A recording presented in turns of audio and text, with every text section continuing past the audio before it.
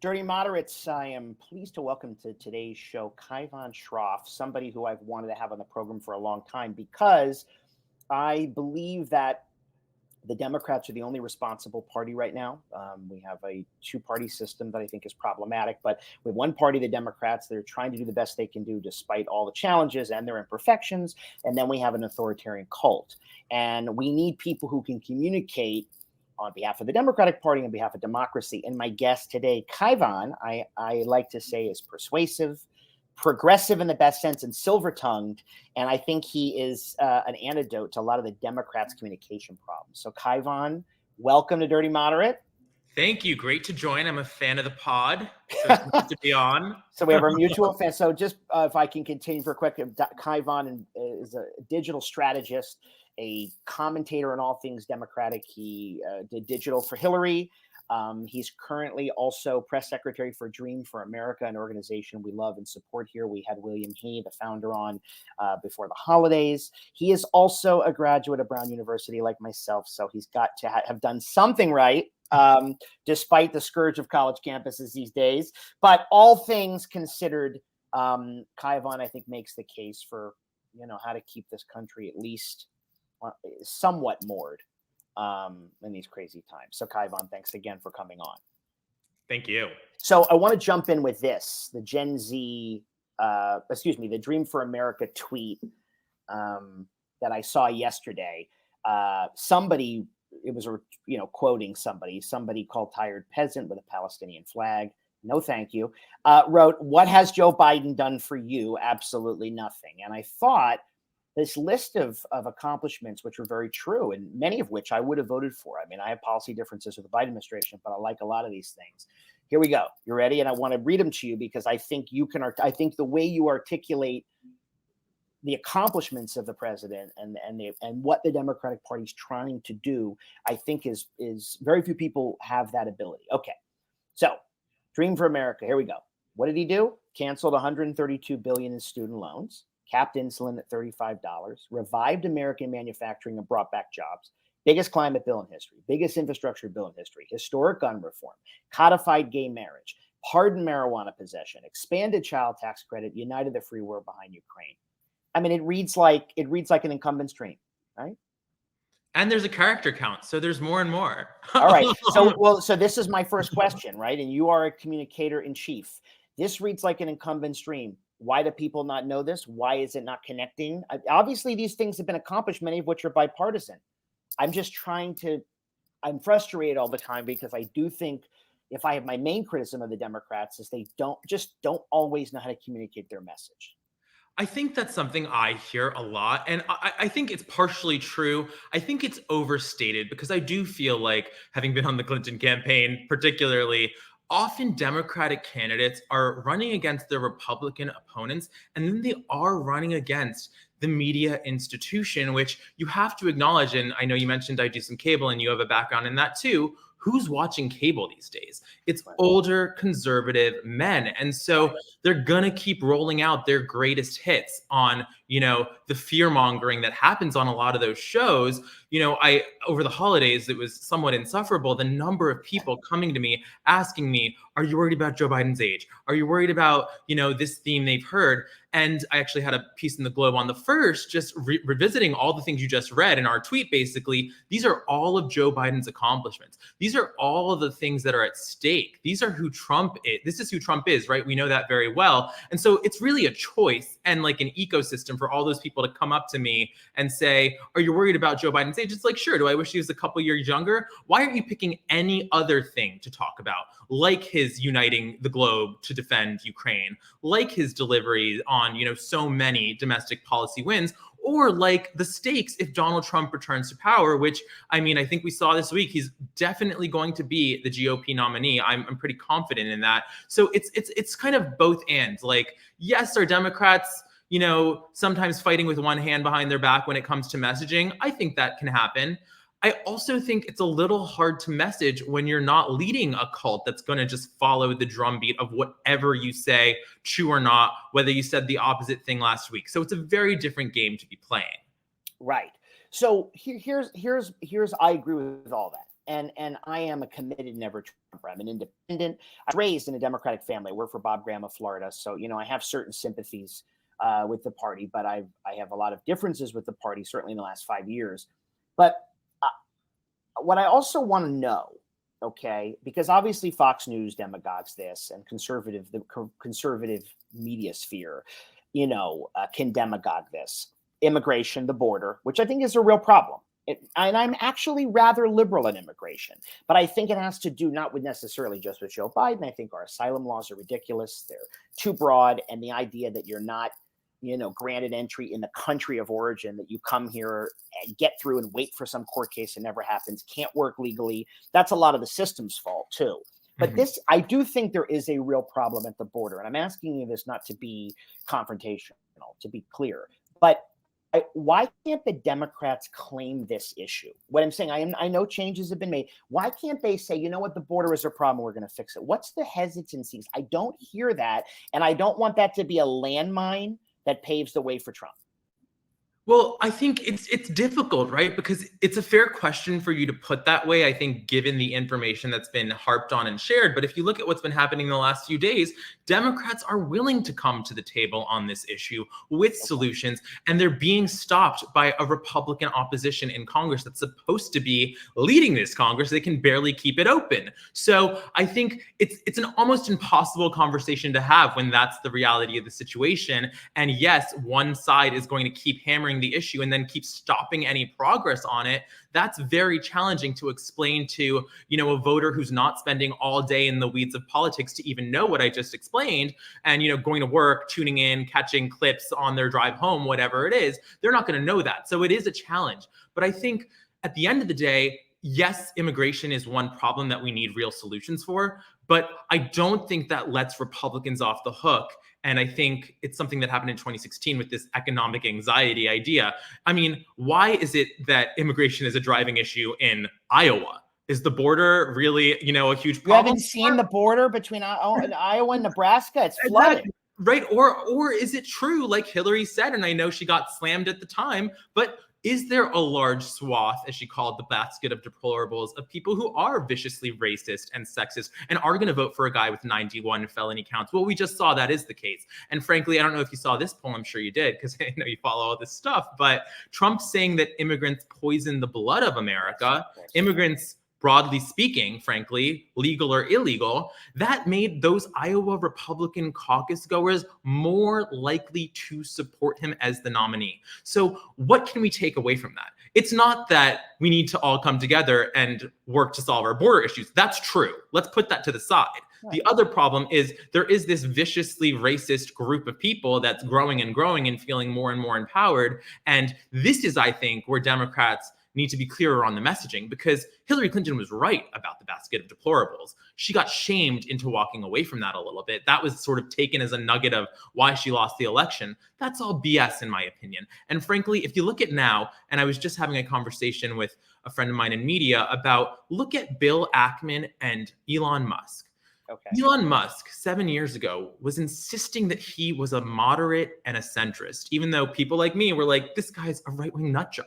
This guy is totally. Isn't Elon just pro Elon? I mean, I'm not disagreeing with you. He's done some, but isn't he just a narcissistic lunatic? Sure. And like, I didn't want to, I'm happy to have that talk too, but I guess my point was more just that we shouldn't just take, and obviously you're probably really well thought out on this, just because somebody says they're a moderate, just because somebody says they're a centrist, just because somebody says they're, a white collar Republican who cares about economic issues, doesn't mean we should take them at face value. Let's call out what they're really supporting, which is the demise of our democracy at this point. Right. Okay. So, well, I think there's a lot in there that's true. I mean, I think, the challenge that I think we all should be concerned with, right? Because on one hand, obviously I was devastated Hillary lost, largely because, well, Bill Clinton's my favorite president. So there's that. My first vote, I used to be a Bill Clinton Democrat. That's not the same party. So nothing to do with Hillary, but I was proud to vote for Hillary. I, with all due respect, I did not think a lot of the things she did in the campaign were the best, or the what's the best word? Were the most artful. and politics is about perception and connection. It's not just about your policy ideas. I agree. Okay. I normally don't say this, and I'm not because I censor myself. Yes, there are a basket of racist assholes, racist, homophobic, sexist assholes. Okay. But I don't know if it's 30% of the country, 25%, 40%, I don't know. Or is it only 30% of MAGA? I don't know, of the Republican Party. I don't know what the actual numbers are. But you have a swath of people, and by saying words like that, you write them off. Okay. Might be true, but you write them off. How do you connect, though? Okay. Biden's not going to need to waste time trying to win North Dakota and Idaho. Those states are gone. But the independent vote, which I think I represent, okay, and I'm not up for grabs because it's not like I'm voting for Trump, but that Lincoln Project crowd, all my people, the Joe Walshes, the Adam Kinzinger, I'm in with all these guys. I'm probably too slightly to the left of them, but we're all kind of a center-right group of people. How do you persuade? You're an amazing spokesperson. I want you. The Biden campaign is really behind you, in my opinion. How I'm being serious. They have listen. I don't want to lose. I know you don't want to lose. I know how much this means to you. Okay, send him an email. I'm open. No. Well, it's not like you're not visible. I mean, my God. You don't need any PR. All right, I'll tell them you're on Dirty Modern. Now they're hiring you. No, but okay. How can the independent vote, which did break for Biden last time, which are like soccer mom, what these call soccer moms, independent, socially liberal people, what do you call it? People care about guns and abortion. How can we focus now on these people, making sure that they come yet again reject Trump? Do you see what I'm saying? It's yeah. So I gotcha. Okay. Well, first of all, there are a lot of those people. Piece by piece. Yeah. I don't necessarily agree. I'm open to the idea that some people are persuadable.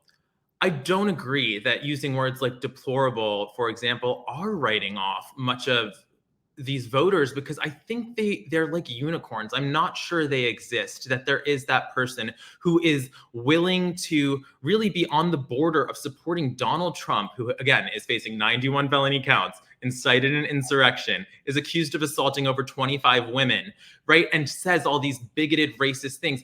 I don't know that it's like a toss-up for that person, and then they're going to come around to support Joe Biden if we don't, call out that those things are racist. I just don't believe that. I think those people have a fundamental issue, whether they want to identify as independent or not committed, whatever it is. I don't think they like that Vice President Kamala Harris is a Black woman. I don't think they liked that President Barack Obama was the first Black president. I do think those are real things. And whether they know that or not about themselves or not is not really relevant. I don't think we're going to win those voters over, because I think they have that problem.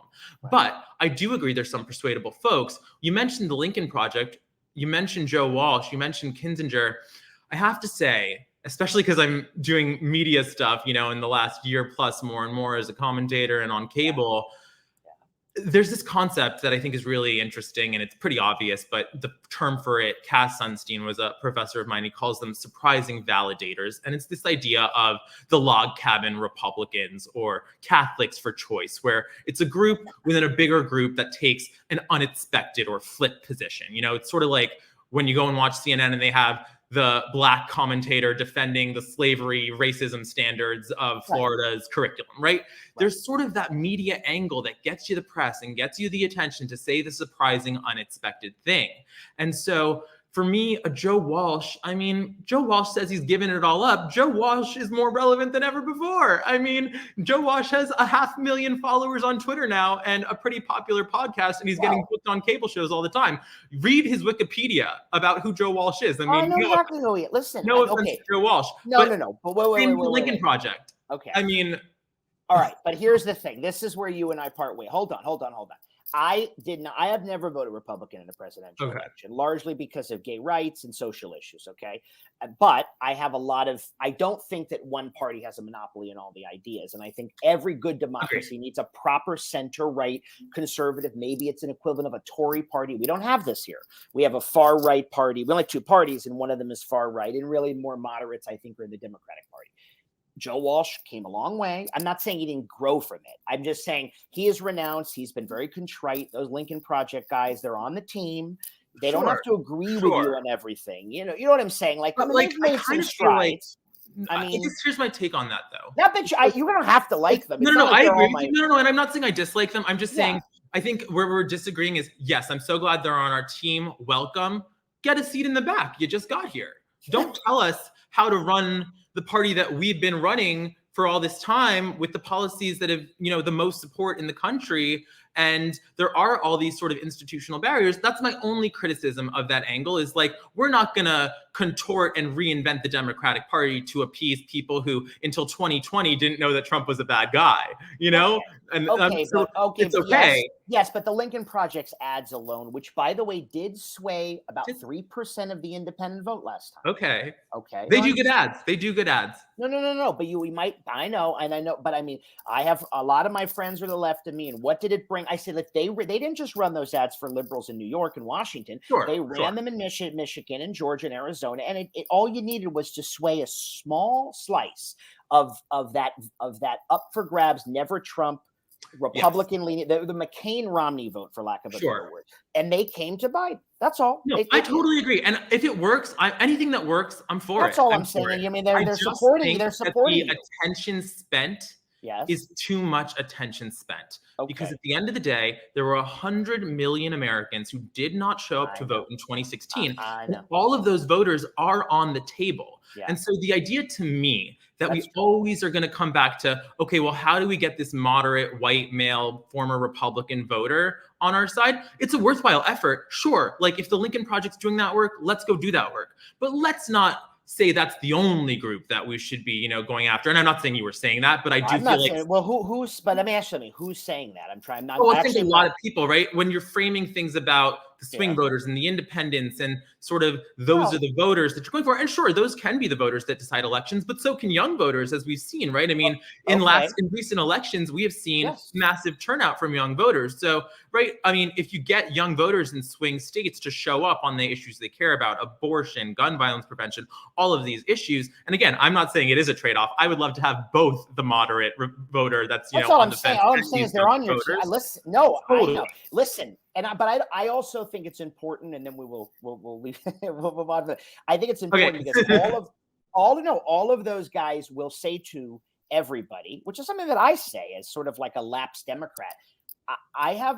We didn't all of a sudden, they didn't wake up and say, we've been these secret progressives and we've always been, reading like, a Saul Alinsky in a back room or something. They've come around because they saw the threat from what the Trump takeover of the party left no room for them. I'm not saying there aren't people in there that use opportunities, but I mean, that's all I'm saying. I'm saying they like you, Kaivan. I like them. I love them back. I did Rick Willison's podcast. He's great. He's super talented. He's doing amazing things. I'm not standing. I'm totally not bashing them. And I know you want to move on, but I will leave your audience with this. George Conway was one conversation that none of us were part of away from leading Donald Trump's Department of Justice.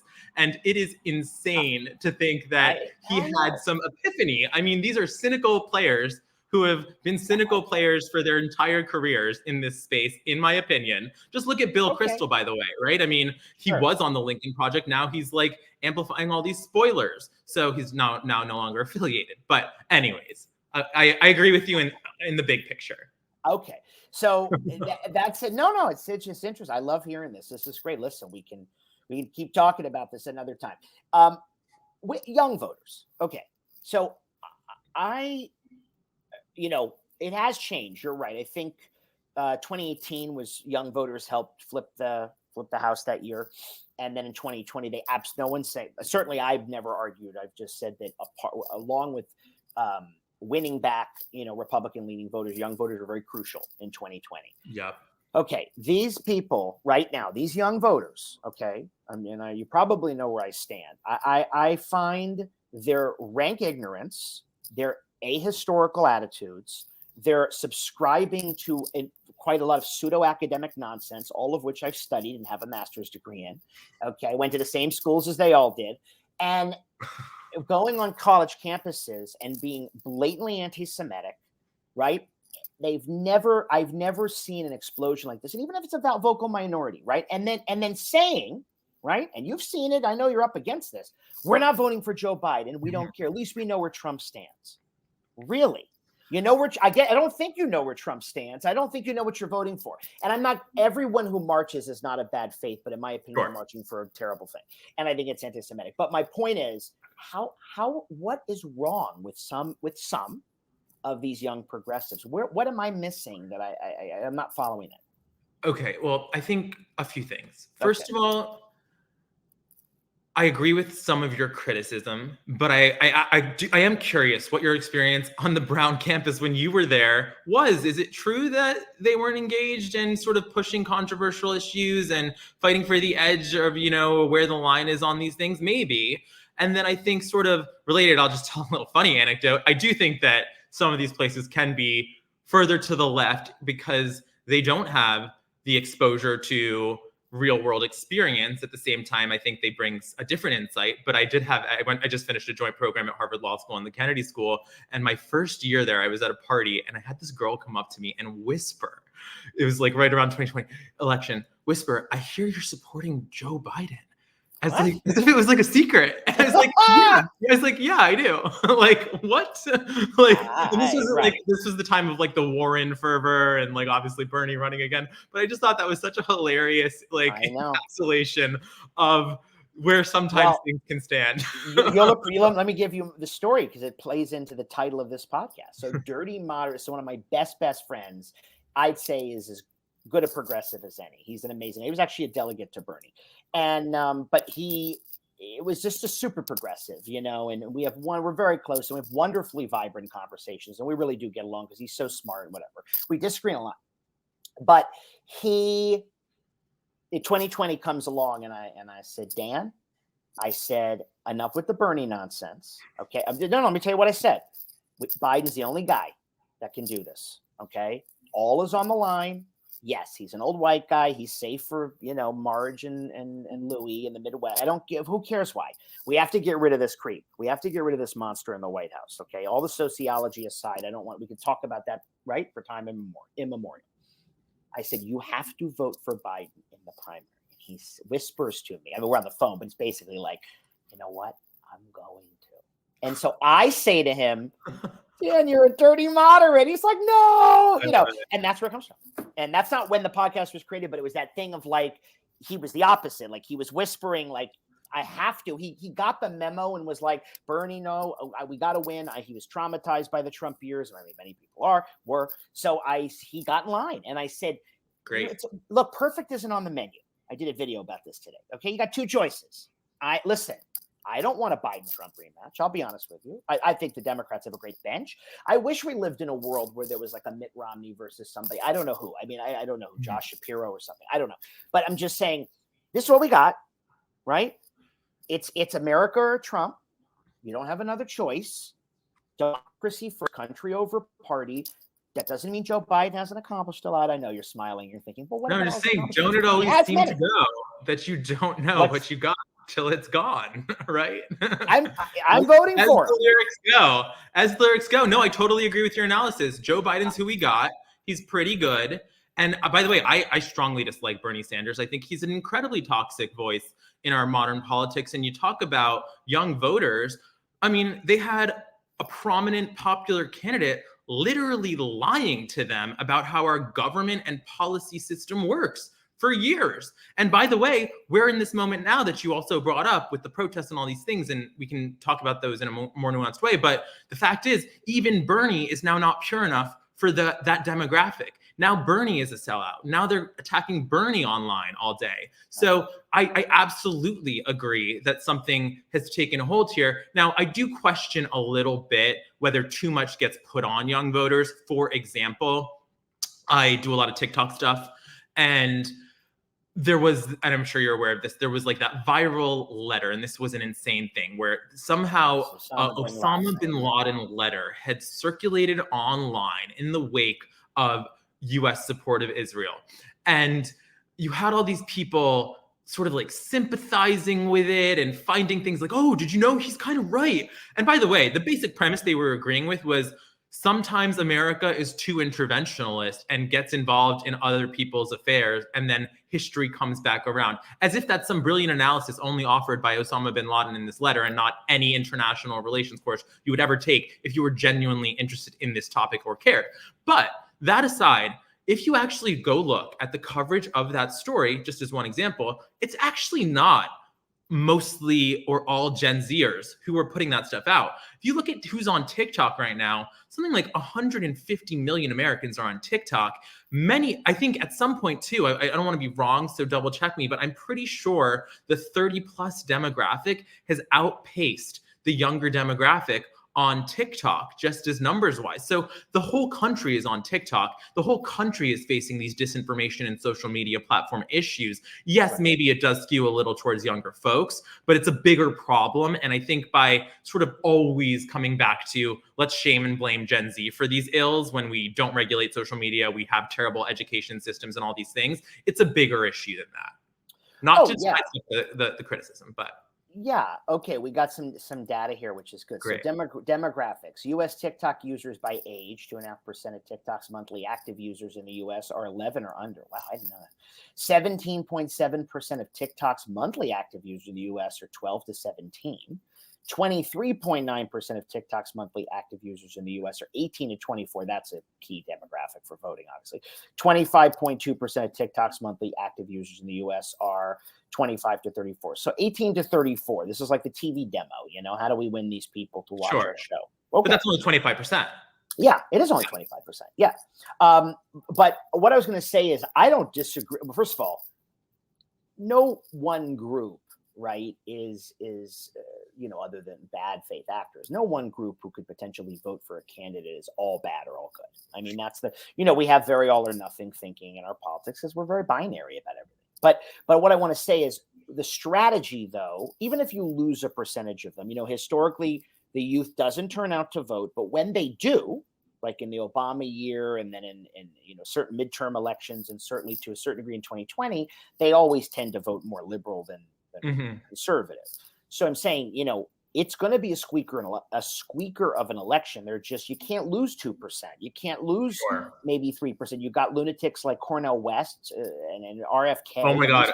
A former professor of mine. And let me tell you, are you reading about the coverage of Cornel West these days? Because I used to love Cornel West. I don't want him running for president, but well, what's his? He's a grifter. You saw that he burned through $15 million, right? I mean, this is a guy who's built his career on anti-capitalism. $15 million, accused of paying for an apartment for a student that he was having an affair with, convincing her to move to Boston. Oh, you got to look this up, listeners. Go Google Cornel West. Well, I also know I knew that he was running as a grift because he had all these tax liens or something. Yes, because that, you know, you run for president and make some money. I was like, what the hell is this guy running? And he's a spoiler, and that, you know, and also totally. I can't take with my thing with him. Just going to Cornel West rant for a second. I can't take when he goes on to like a Sean Hannity.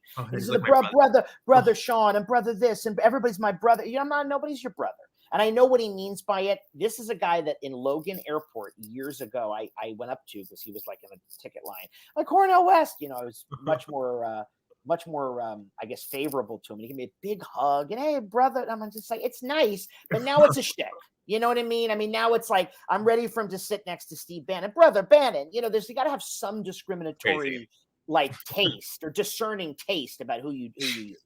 But anyway, I had to find, yes, but the strategy wise, and you're not charged with the strategy, but Dream for America, which I want to talk about, has a role to play in making sure that Biden doesn't bleed too many young voters, right?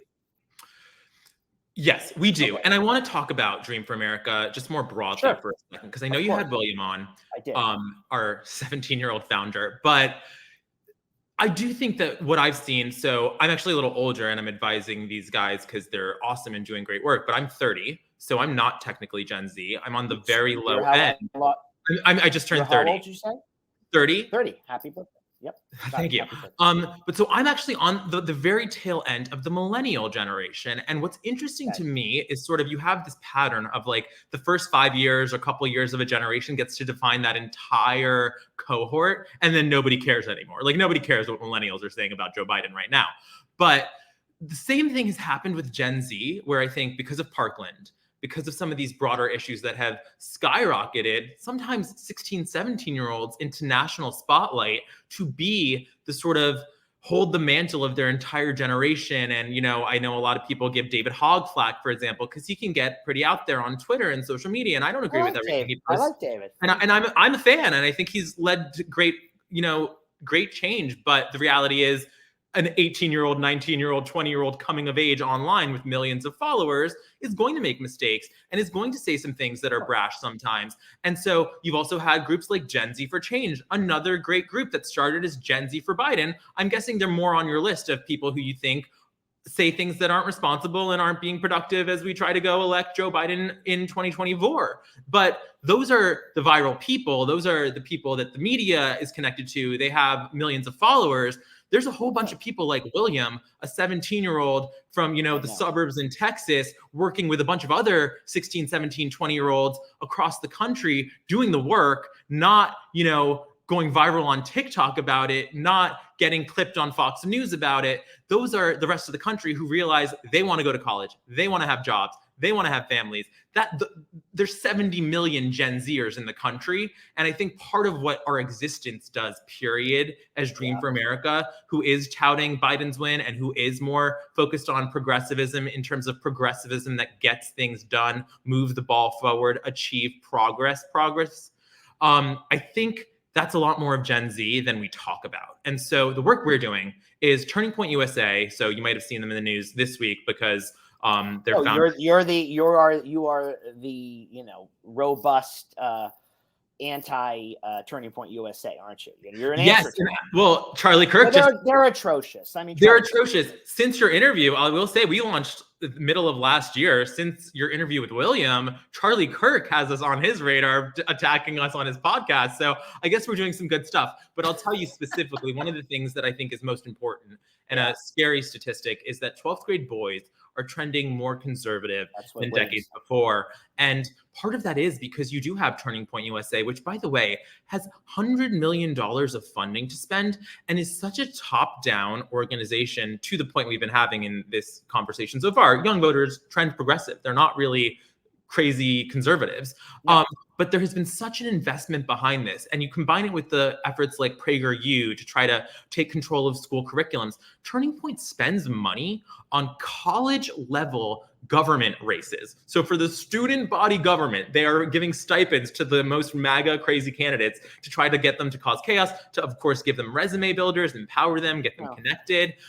So one thing we're definitely doing is we are raising our own money to give our own democracy grants, we're calling them, to combat that, because that's crazy. And that's a win that we shouldn't just let go. It's been shown again and again. Democrats do not compete. We're doing this now more and more, that it's been called out, but look at school boards. Democrats were not competing in school board races for decades. All of a sudden it's like, these school boards have all this power to do crazy things if they want to. And now in the last cycle, we've had some great results on school board stuff, but where we have to compete everywhere, and especially for younger voters, and especially when you think about, sure, maybe most young voters trend progressive, but cults are particularly able to prey on young people, especially who feel excluded or they don't have a place in society. And so these groups like Turning Point are preying on these young people, and they have, big fancy conventions where they get everyone together, all that stuff. So we want to be the answer to that. We want to have a chapter model that we have, a few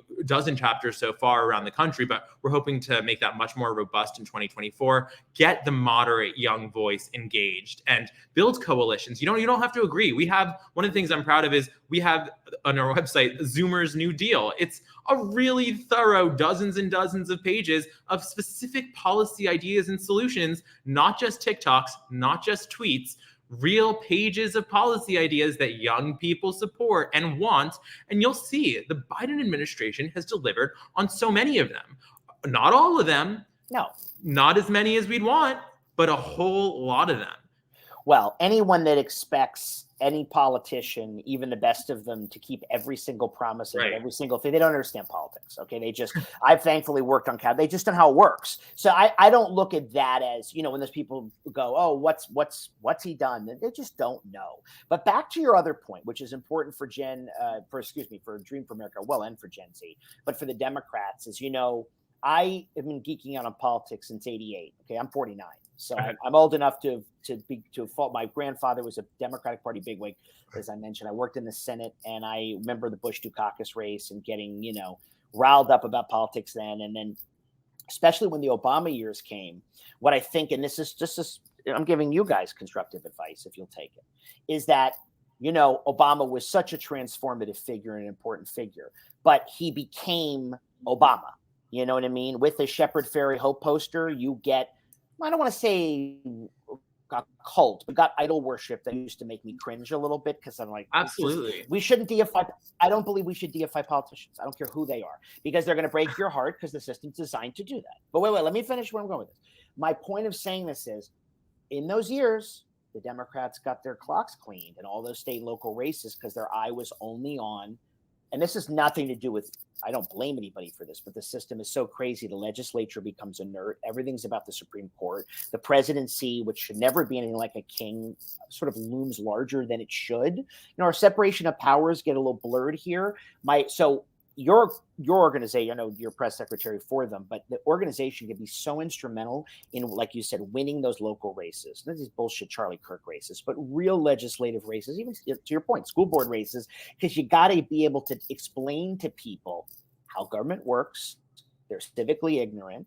And even if meet people where I always say, even if you meet people, they might have racial anxiety. You might be able to change that. I'm not talking about people in the Ku Klux Klan. I'm just talking about people who might hear a different message and not feel as threatened, because the messenger matters as much as the message. Don't forget that too, as you know. No, I totally agree with you. And I do think that Barack Obama, I mean, by the way, I've loved Hillary. I voted for him twice. I was going to say, I've loved Hillary since she was running against Barack Obama, and she was saying, mocking him that the sky will open and manna will fall down from heaven, if you remember that, right? I mean, that's been true since the dawn of time.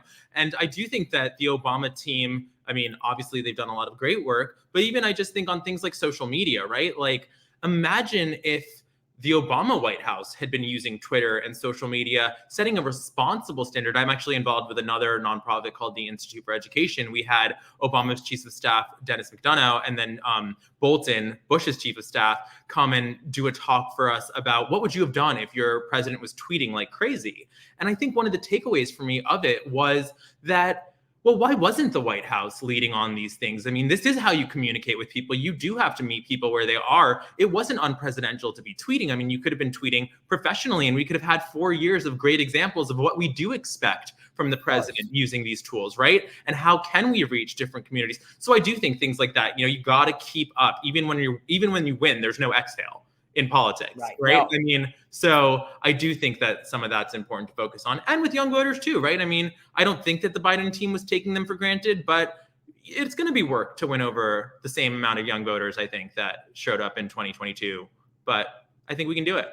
Listen, I think one of the best tools in anybody's arsenal in terms of, emphasizing democracy, which obviously will be a theme this year, but I think it has to be an ongoing reality, because back to what I just said, I think our civic ignorance in this country is just, it's gobsmacking. When you look at it, that people, so what I mean is that people, like, if Dream for America organizations like that run candidates at a local level who can, serve the public, listen, make them understand what legislators do. It all starts at home in a way. All politics is local, as Tip O'Neill used to say. And so that has a way of filtering upward so that people feel that a system listens to them. A lot of people don't even know what the system does. How about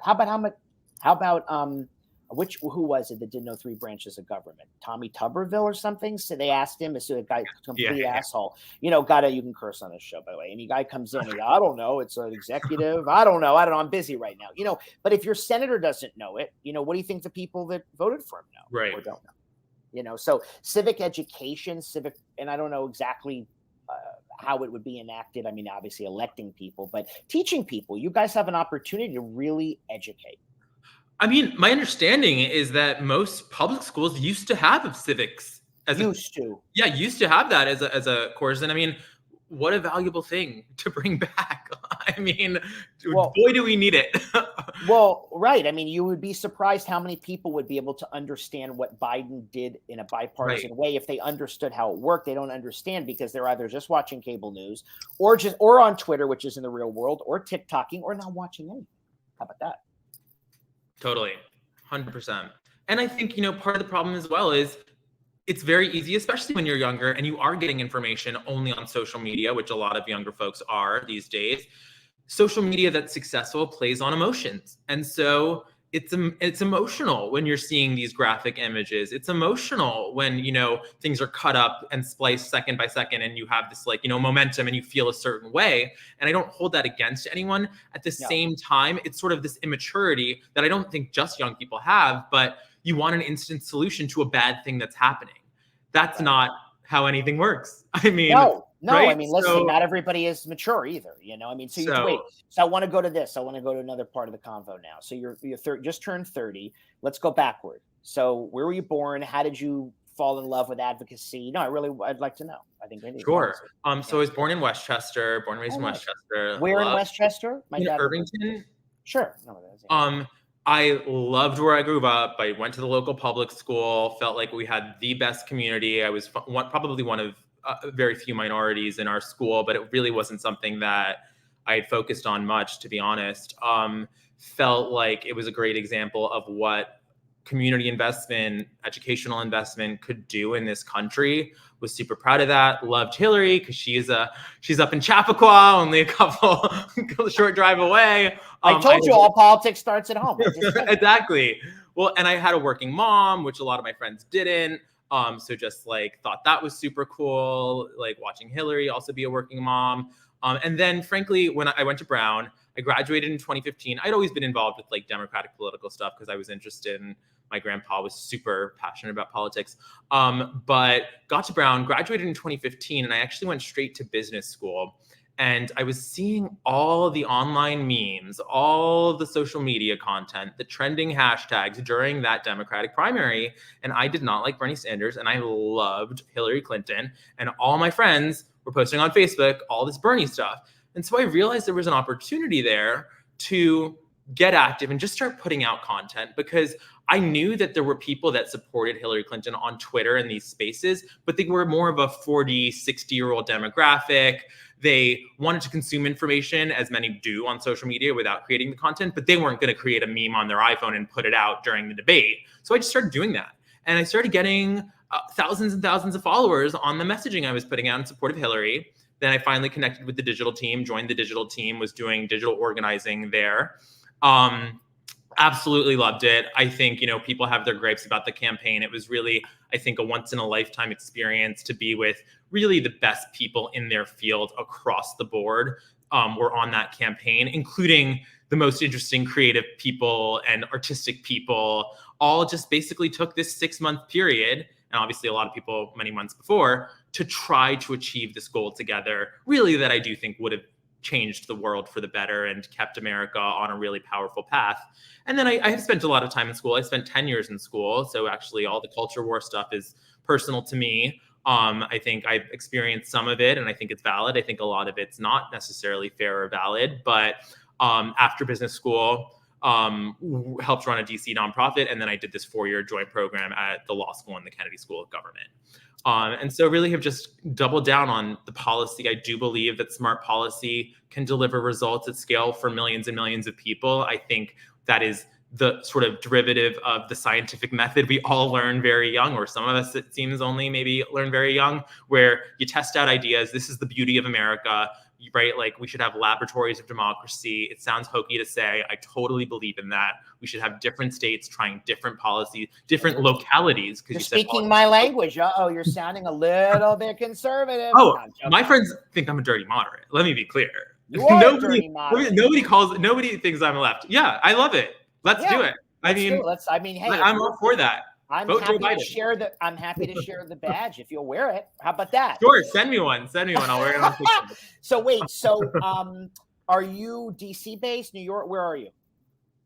I'm based in New York City, and then I am still involved with the nonprofit I was working on before law school, the Institute for Education. I'm actually headed there this weekend, so I spend a lot of time in DC too. But yeah, because I lived in New York City for 16 years. You know, my first life, oh, nice. I was a Broadway producer in my former Oh, life. very cool. True Okay, story. So nice. my undergrad was actually NYU in political philosophy. My grad school was Brown, Oh, but okay, okay, I lived in New York, so I worked and cool. lived in New York City. So I'm one of the few who's out here on the West Coast. Um, I've just been here so long, and now I don't have to be anywhere. So why not stay in good Nice. weather, right? Los Angeles has its perks, I think. No, I love Los Angeles. You love okay, right? Me It's you know, it's both an easier and a harder way of life, depending upon how you look at it. You know, It's one of those places everyone's always like, "Oh, you love it," but if you lived here, you wouldn't. So I don't know. yeah, they could be right. No, they could be right. I wanted to ask you this though, also. You know, when William was on, and you touched on it just a little bit. You know, you believe in this sort of experiment called America. You do, and you care about it. And you know, mature people, educated or not, mature people can criticize their country and not, you know, it doesn't mean it's a blood libel or something. You know, Right. this idea that you go home, you leave. You know, okay, that's not the way it works. But you also have a real appreciation for our nationhood, you know, and that's good. And I think that's my only, and I know I go back to, I know that people who are antagonistic, who say America is irredeemable, are a minority, but I do hear that growing, and I do feel it's very identity based, and I think that kind of undermines the American idea that we're sort of Americans first. No one's taking away anybody's ethnicity, or you know, Sure. it's like I am Jewish, I'm gay, but that doesn't mean I'm only Jewish and gay. It's actually the least interesting thing about me, as somebody once said. So you know, I'd rather just be Adam, who also is an American. Why are we divvying Well, and everybody right, no, up I mean, like to your this? point, I mean, you've saved that for the last 5 minutes of our podcast, right? So it's true to form. Whoa. But I do think that it's. I've heard this response a lot. I will say, from my perspective, and Yeah. call it, you know, being indoctrinated at a bunch of Ivy League schools, but the American dream has worked out for my family. My grandparents all came here in their 20s. Correct. They were able to become successful. Two of them are small business owners who have hacked away for decades. At 96, my grandma still loves to do her small business. She still works. It keeps her agile. That's amazing. Worked out for my other grandparents. My parents were able to get great educations, get jobs, rise up, earn more than their parents. I have 4 Ivy League degrees, and I'm pursuing my dream of being a political commentator. You know, so it's hard for me to look back at that and have a lot of gripes about America, I have to say. But Right. that doesn't match the data for everyone else. And so I think we have to be realistic about that and say the American dream, a version of it no longer exists. And it's not delivering that way for most people. And so it's hard for me to hold it against those folks. Now, Right. when they say we want to throw away the country to a dictator like Donald Trump because we're not happy that Joe Biden, who is working on loan forgiveness so other people can have access to education, who is creating more jobs than ever, who is working on these problems that we can agree are problems, I don't have a lot of sympathy for that, because I do believe that real people suffer the consequences every day of policy and who's elected and who's in office. But I do think that we've shifted from a model that worked for generations before. And so we have to figure that out together. No, I think that that's fair. And I also think that, you know,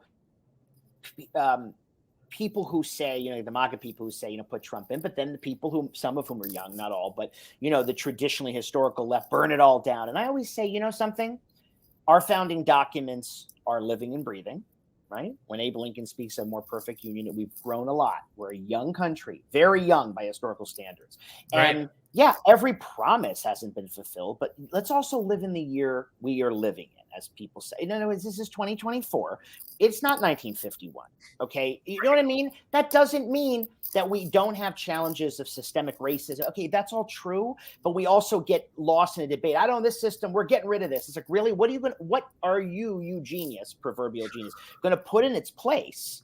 Right? That gives this kind of protection to a system that, even though the guardrails have been tested and continue to be, you know, it's worked out. To your point, things have changed. There's a lot that hasn't worked out, but burning it down always seems like an extreme no matter what side you're on, Yeah. All right, before you go, because I've loved having you, what would be one thing people should know about Kaivan? Anything. Ooh, one thing about me. I'm Yeah, it doesn't have obsessed to be with political. reality television. Okay. I'll tell you why. All right.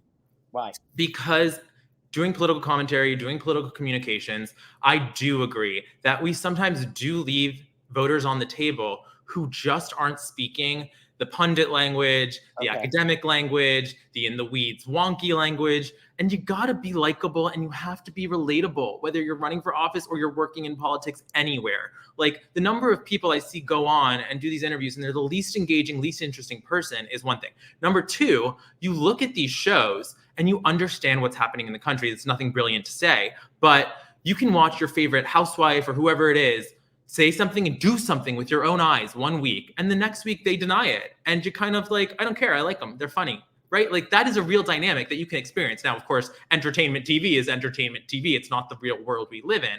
And Right. third, and I know, I don't know if you call it like the Scandival sort of thing, and with this Vanderpump Rules show, and they went to the White House Correspondents' Dinner. Oh yeah. It was... A little piece on that. Why was the country so obsessed with that? To me, this is why, and I have a piece people are interested on HuffPost about this, but we live in an era right now where more than ever, we have access to the lives of our leaders. We have more information about them than ever. We are in the room with them. And yet we know less about these people than ever before. The truth is harder to nail down than ever before, despite having more information than ever. So, right, this show we watched 10 seasons of and had, it was all a lie at the end of the 10 seasons, even though we were watching this couple and we thought we knew about them. So I do think tuning into reality TV is an interesting way to assess politics today. No, I think, and also you gotta let your brain also relax too. I read thrillers and stuff just to get away because I can be stuck on Twitter all. It just fries you. And I think you lose the best of us lose perspective, and you can read something horrible and go, oh my god. And oftentimes, even when it's bad, it's not as bad as you think it is. Sometimes. It all depends. But anyway, it has been a true pleasure having you. This so is great to come on.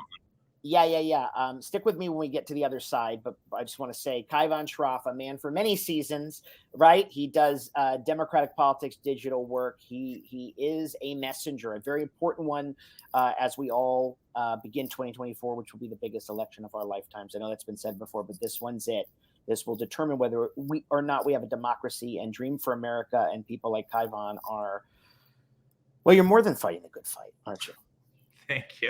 You're welcome. All right, guys, stay dirty, stay moderate, stay safe. Thanks a lot.